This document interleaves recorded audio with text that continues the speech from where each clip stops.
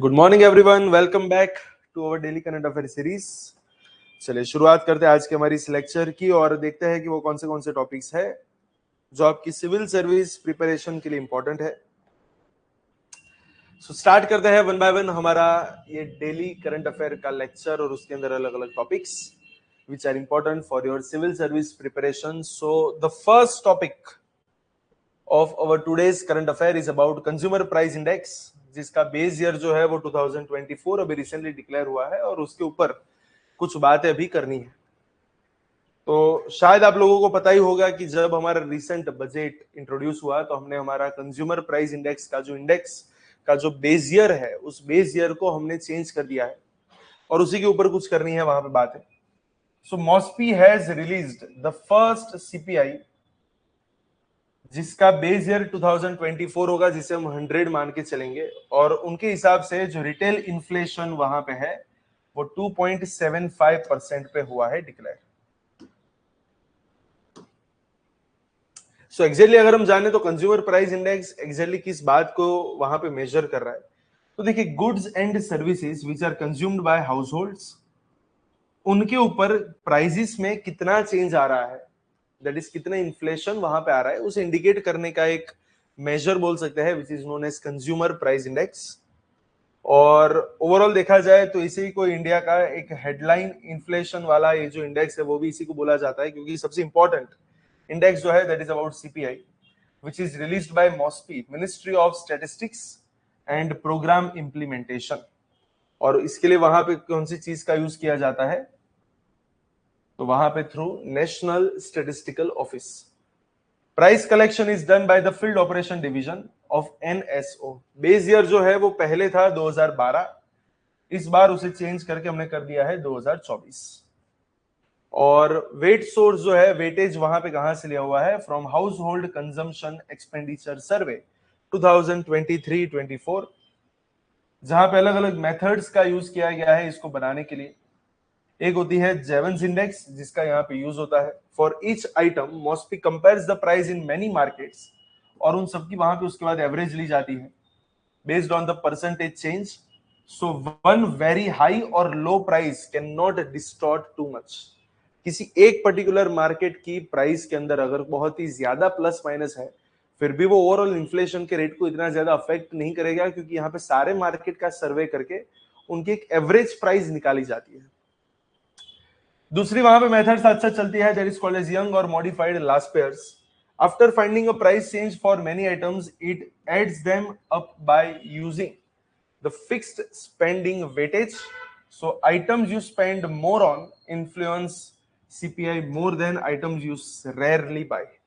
इसका मतलब क्या है कि जिस आइटम का वेटेज ज्यादा है तो on the basis of that आप एग्जैक्टली क्या बोल सकते हैं, जो भी आइटम लोग ज्यादा यूज कर रहे हैं, जिसके ऊपर लोग अपना पैसा ज्यादा स्पेंड कर रहे हैं, उसको वहां पे वेटेज ज्यादा दिया जाएगा। जिसके ऊपर पैसा कम खर्च हुआ है उसका वेटेज वहां पे कम होता है in the calculation of CPI. और फिर वहां पे आता है combined CPI. India's final CPI is made by mixing the rural CPI as well as the urban CPI, और on the basis of that उन दोनों को वहां पे कंबाइन करके एक फाइनल सीपीआई वहां पे लगाया जाता है। तो अगर मान के चलो if the rural consumption weight is higher, the rural CPI influence the all India CPI more than the urban CPI. Main features की अगर हम बात करें ये 2024 की सीरीज के बारे में, तो वहां पे एक नई इंटरनेशनल सिस्टम के ऊपर कुछ यहाँ पे बातें हैं। Earlier the prices were grouped into 6 big categories, but now they are divided into 12 clearer categories, जहां पे हेल्थ हो गया, ट्रांसपोर्टेशन है, एजुकेशन है, कम्युनिकेशन है। एक तो कैटेगरी को यहाँ पे बढ़ाया है, नई नई आइटम्स को यहाँ पे इंक्लूड किया है। पहले 299 आइटम्स को इंक्लूड किया जाता था टू काउंट दी सीपीआई, आज 358 आइटम्स को वहां पे इंक्लूड किया है। सर्विसेज के ऊपर ज्यादा फोकस है। पहले देखा जाए तो सर्विस के ऊपर उसका वेटेज कम था, लेकिन जैसे जैसे टाइम आगे बढ़ता जा रहा है, वी ऑल नो कि सर्विस सेक्टर जो है वो डे बाय डे ज्यादा इंपॉर्टेंट होता जा रहा है, तो उसके ऊपर मोर फोकस वहां पे किया गया है, because the people spend more on the services today than the before. Detailed data every month. Now inflation data is available not just for India overall, but also for each state separately for rural as well as urban areas every month. Modern price collection की यहाँ पे बातें हैं। पहले जो था data it was written on the paper, but now the officers use the tablets, मतलब कि मॉडर्न प्राइस कलेक्शन के अलग अलग टेक्निक्स का यहाँ पे यूज किया जाता है. Online prices are also included. Official government data used for some services like rail fares, postal charges, petrol, diesel etcetera etcetera. So that is all about our new CPI. दूसरी कुछ बात है यहाँ पे पार्लियामेंट्री प्रिविलेजेस के ऊपर, कि अभी रिसेंटली वहां पे थोड़ा सा न्यूज में था प्रिविलेज, और गवर्नमेंट ने बात करी थी कि हम लीडर ऑफ द ऑपोजिशन के ऊपर वहां पे प्रिविलेज मोशन लगाने की यहाँ पे बात है, प्रिविलेज नोटिस लगाने की बात है. अब एग्जैक्टली प्रिविलेज नोटिस थी क्या, तो उसके ऊपर थोड़ी बहुत बातें वहां पे करते हैं जो आपके पॉलिटी के पेपर के लिए इंपॉर्टेंट है. So that is important for your GS2. तो GS2 के लिए थोड़ी सी इंपॉर्टेंट यहाँ पे बात है, व्हाट इज प्रिविलेज नोटिस. अब देखिए, जो प्रिविलेज नोटिस है एक फॉर्मल कंप्लेन है raise by member of parliament, जो ऐसा बोल रहा है कि किसी और मेंबर ने कहीं पे किसी प्रिविलेज का या फिर हाउस की जो प्रोसीजर है उसका वहां पे कंटेम्प्ट किया हुआ है. Parliamentary privileges refers to a certain special rights and immunities enjoyed by the parliament as well as its members. सारे के सारे members without any kind of obstruction अपनी ड्यूटीज को निभा सके, इसलिए उन्हें कुछ वहां पे प्रिविलेजेस मिलते हैं which are known as parliamentary privileges. और अगर इसमें से मान के चलो किसी भी राइट्स का वायलेशन होता है तो उन्हें डेफिनेटली वहां पे on the basis of violation वहां पे पनिशमेंट भी करने का पावर पार्लियामेंट के पास है. कहां पे इसका मेंशन है, it is mention in article number 105 that is about power, privileges and immunities of the parliament as well as their members. Article number 194 के अंदर स्टेट लेजिस्लेशन की बातें हैं.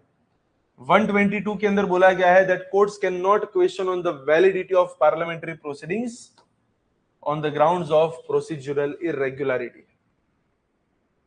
और आर्टिकल 105 जो है वो हर एक मेंबर ऑफ पार्लियामेंट को वहां पे इम्यूनिटी प्रोवाइड कर रहा है फॉर एनीथिंग सेड और any vote given in the parliament. मतलब क्या पार्लियामेंट में कुछ भी बोलेंगे तो आपके खिलाफ कोर्ट के अंदर केस वगैरह नहीं हो सकता. And when can a privilege notice be moved, कब हम ये वाली नोटिस को लगा सकते हैं, तो जब भी कोई मेंबर जो है, when a member is obstructed from performing parliamentary duties, अगर किसी भी मेंबर को उसकी ड्यूटी निभाने से अगर रोका जा रहा है या फिर अगर कोई फॉल्स इंफॉर्मेशन या मिसलीडिंग इंफॉर्मेशन वहां पे प्रेजेंट होती है, तब आप ये वाली नोटिस वहां पे लगा सकते हैं. प्लस अगर पार्लियामेंट के किसी मेंबर की डिग्निटी के ऊपर या तो डिफेमेशन का अटैक होता है या डिफेमेशन का ट्राई होता है या फिर अगर कोई अटैक करने की साजिश होती है तो वहां पे भी आप ये वाली चीज को लगा सकते हैं. Plus there is a publication of distorted और एक्सपेंड प्रोसीडिंग्स, डिस्टॉर्टेड कोई भी चीज का पब्लिशमेंट करना, तो वहां से भी हो सकता है. There is a contempt of the house, that is any act that lowers its authority. ऐसी हर एक सिचुएशन में आप वहां पे प्रिविलेज नोटिस को लगा सकते हैं. और फाइनल डिसीजन ये नोटिस को एक्सेप्ट किया जाएगा या फिर रिजेक्ट किया जाएगा वो कौन लेगा, that is always done by the speaker और the chairman, that is the presiding officer of the house. And power of the parliament to punish की अगर हम बात करें तो वहां पे पनिशमेंट के तौर पे वार्निंग भी हो सकती है,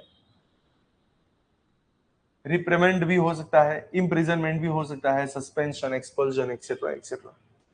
और उसकी मेन प्रोसीजर क्या होती है, तो किसी भी मेंबर को सबसे पहले एक रिटर्न नोटिस अपने प्रिसाइडिंग ऑफिसर को वहां पे सबमिट करवानी है. प्रिसाइडिंग ऑफिसर जो है वो वहां पे डिसाइड करेगा कि क्या इस बात को आगे बढ़ाया जाए या ना बढ़ाया जाए. अगर मान के चलो प्रिसाइडिंग ऑफिसर ने इसको आगे बढ़ाया, then it may be taken up in the house directly or referred to a committee of privileges and the committee examines and submits a report. उस रिपोर्ट के ऊपर पार्लियामेंट में होती है डिबेट और फाइनली वहां पे डिस्कशन होती है पनिशमेंट के रिगार्डिंग. तो ओवरऑल देखा जाए तो ये सारी चीज किसके लिए है, to protect the dignity as well as authority of the parliament. So that is all about this parliamentary notice. The next topic is about Tangkhul Hui and Kombai dogs which are added to the Assam Rifle Dog Squad. लेकिन इस topic को शुरू करने से पहले मैं आपको एक चीज बता दूं कि PD Gurukul, that is the best institute in Gujarat for civil service preparation, हमारी तीनों ब्रांच अहमदाबाद, गांधीनगर और वडोदरा के अंदर नेक्स्ट मंथ से नई बैचेस की होने वाली है शुरुआत from the first week of March. So that is from the next week we can say. तो अभी तक अगर आपने एनरोलमेंट नहीं करवाया है तो नीचे डिस्क्रिप्शन बॉक्स के अंदर आपको एक फॉर्म मिलेगा, you just have to fill up that form, और you can also contact on this number to get further information regarding the new batches, जहां पे आपको यूपीएससी और जीपीएससी क्लास 1-2 प्रिपरेशन के ऊपर आपको कोर्सेज वगैरह मिल जाएंगे, जो इंग्लिश मीडियम, गुजराती मीडियम और हिंदी मीडियम में अवेलेबल होंगे। सारा बुक लिस्ट का मटेरियल आपको यहीं से मिल जाएगा। Online plus offline courses are there. पूरी की पूरी प्रिपरेशन आपकी यहीं से होगी। डायरेक्शन आपको दी जाएगी, 1-to-1 मेंटरशिप का प्रोग्राम आपके कोर्स के अंदर इंक्लूड होगा। Each and everything regarding the civil service preparation will be provided by PD Gurukul. That is the best institute in Gujarat for civil service preparation. तो अभी तक अगर एनरोलमेंट नहीं करवाया है तो अभी 3 फ्री डेमो सेशंस आपको मिल सकते हैं। उसके लिए आपको बस अभी रजिस्ट्रेशन करवाना है, and you can also get up to 50% scholarship on your bookings. तो अगर आप बुकिंग करवाते हैं तो उसके ऊपर आपको स्कॉलरशिप वहां पे प्रोवाइड की जाएगी, up to 50% discount on your total amount of the course. So आज ही इसका बेनिफिट वहां पे उठाए, आज ही एक बार वहां पे रजिस्ट्रेशन करवाए, डेमोस को अटेंड करें। यू कैन सी कौन से लेवल की प्रिपरेशन यहाँ पे होती है, किस तरीके से प्रिपरेशन को आगे बढ़ाया जाता है, and after that you can make a good decision to join PD Gurukul and to start the preparation of civil services, which is one of the most competitive exam of India as of now. तो चलिए उसी के ऊपर आगे बात करते हैं एक नए टॉपिक के ऊपर, and that is about Tangkhul होई एंड कोम्बाई डॉग्स। और किसमें इसको ऐड किया गया है? तो आसाम राइफल्स के अंदर। इंडिजिनियस डॉग ब्रीड्स है। मणिपुर की एक डॉग ब्रीड है जिसका नाम है तांगखुल होई, और कोम्बाई जो है वो बेसिकली तमिलनाडु की डॉग ब्रीड है। और मेन उसका टारगेट क्या है? To reduce the dependency on the foreign breeds over the long term. तो आर्मी की जो डॉग स्क्वाड है वहां पे जो फॉरेन ब्रीड्स के ऊपर हमारी जो डिपेंडेंसी है उसे कम करने की यहाँ पे बातें हैं। Assam Rifle, which is India's oldest paramilitary force, runs a dedicated Assam Rifle Dog Training Center, Jorhat के अंदर, where the trained dogs support the operations like बोल सकते हैं as a trackers that follow humans or animal trails across the difficult terrain during the operations. They can also help as a guard dogs, provide security to the camps, convoys, as well as border posts. Detection dogs assist in identifying the hidden arms, explosives और narcotics. तो अलग अलग चीजों के लिए वहां पे dogs की जरूरत है और इसीलिए डॉग्स को ट्रेन किया जाता है। अगर हम तांगखुल होई की बात करें तो एक इंडिजिनियस वर्किंग डॉग है, traditionally raised bye Tangkhul people in Ukhrul district of Manipur, जिसका हिस्टोरिकली वहां पे उनका यूज होता था हंटिंग करने के लिए। ऑलरेडी देखा जाए तो 2022 से ये पायलट प्रोजेक्ट का ही एक पार्ट है, with 6 dogs already trained and deployed in the narcotics detection. Already 6 dogs को वहां पे रख दिया गया है फॉर नार्कोटिक डिटेक्शन, और अब वहां पे और नए डॉग्स को ऐड करने की बात है। जबकि अगर हम कोम्बाई की बात करें, strong indigenous working dog from Tamil Nadu Theni district, और उनका ट्रेडिशनली मतलब बहुत सालों से उनका मेन काम क्या है? That is to guard as well as to protect, and they are also sometimes used for hunting. अभी तक उनका कहीं पे भी एडिशन नहीं हुआ है। The first batch, that is 2 males as well as 8 females, is scheduled for induction in April 2026, और उन्हें ट्रेन करके कंप्लीटली वहां पे इंटीग्रेशन करने की बात है टिल मार्च 2027। उनके मेन कैरेक्टरिस्टिक्स क्या है? तो एक तो स्ट्रॉन्ग फिजिकल बिल्ड है, साथ साथ एक डिस्टिंक्ट अपीयरेंस है, short smooth coat with a characteristic black mask like muzzle, एक लॉयल ब्रीड है, एक प्रोटेक्टिव नेचर है उनका, और एक ट्रेडिशनल वर्किंग रोल है, मतलब बहुत सालों से गार्ड करने के लिए, प्रॉपर्टीज को गार्ड करने के लिए, हंटिंग वगैरह करने के लिए इनका यूज किया जाता है। So it's a kind of smart breed. चलिए the next topic is about Dal Lake. और एक चीज और मैं आपको बता दूं कि यहाँ पे जो लेक्चर आपके सामने है उसकी पीडीएफ आपको हमारे टेलीग्राम ग्रुप की चैनल पे से मिल जाएगी, which is also mentioned in the description box. You can go there, you can join the channel, and you can download this PDF, which is available in both the languages, that is Gujarati as well as English. So for all those aspirants who are doing their preparation in Gujarati medium as well, you can also download this PDF. And you can also see that in this PDF we have included all the data regarding your prelims as well as mains examination, so आपको अलग से कोई भी नई चीज को वहां पे एड ऑन करने की जरूरत नहीं पड़ेगी. It will be more than enough for both the preparation, that is prelims as well as mains. Dal lake अभी थोड़ा सा न्यूज में है, तो प्रीलिम्स के अंदर पूछने के चांसेस है उसके ऊपर कुछ ना कुछ क्वेश्चन.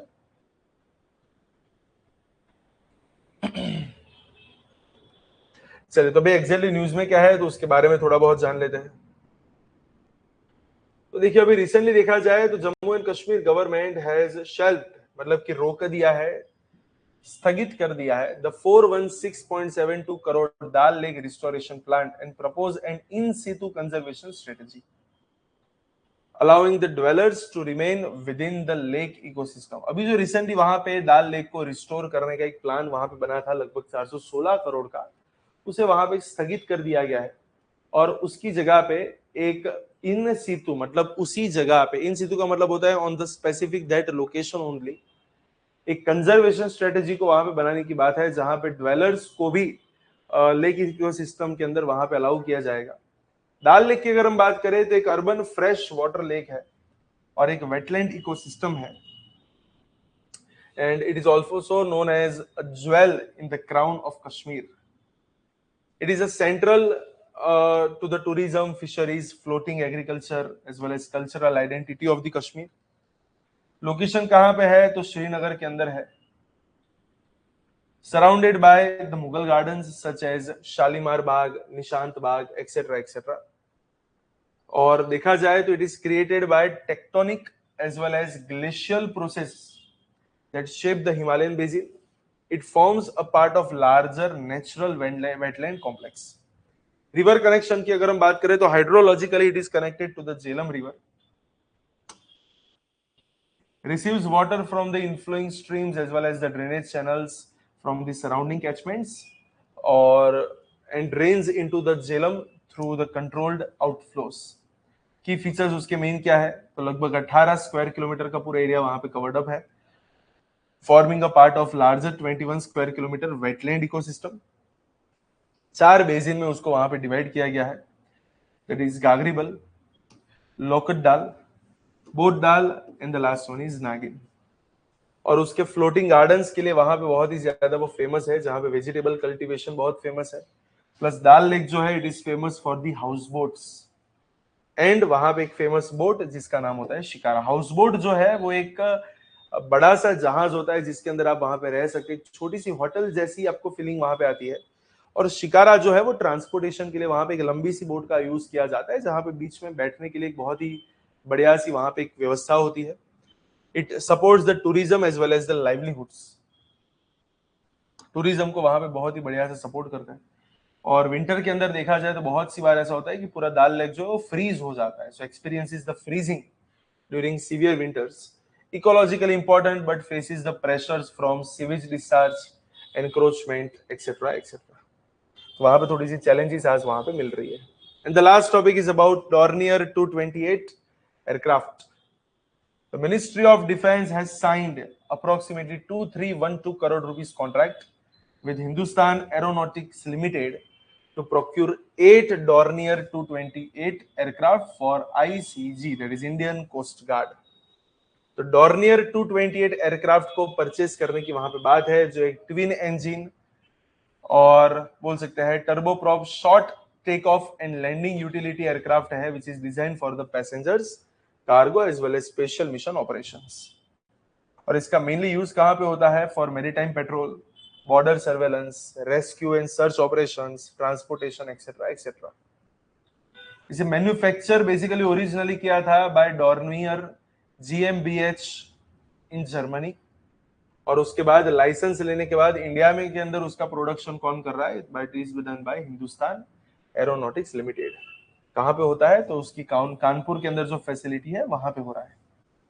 और बाकी उसके जो फीचर्स है वो यहाँ पे मैंने लिखे हुए हैं वन बाय वन, अलग अलग कौन से फीचर्स है, उसकी कैपेसिटीज वगैरह क्या है. So that is all about that. No doubt वो टेक्निकल डिटेल्स है, तो एग्जाम पॉइंट ऑफ व्यू से it is not that much important, but yes ये पता होना चाहिए कि अभी रिसेंटली वहां पे ऐसा एक कॉन्ट्रैक्ट हुआ है डॉर्नियर 228 एयरक्राफ्ट, जिसको भी परचेज करने की वहां पे बातें हैं. So that is all about our today's current affair lecture.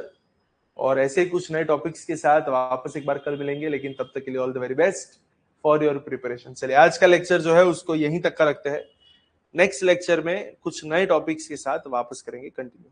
Thank you so much.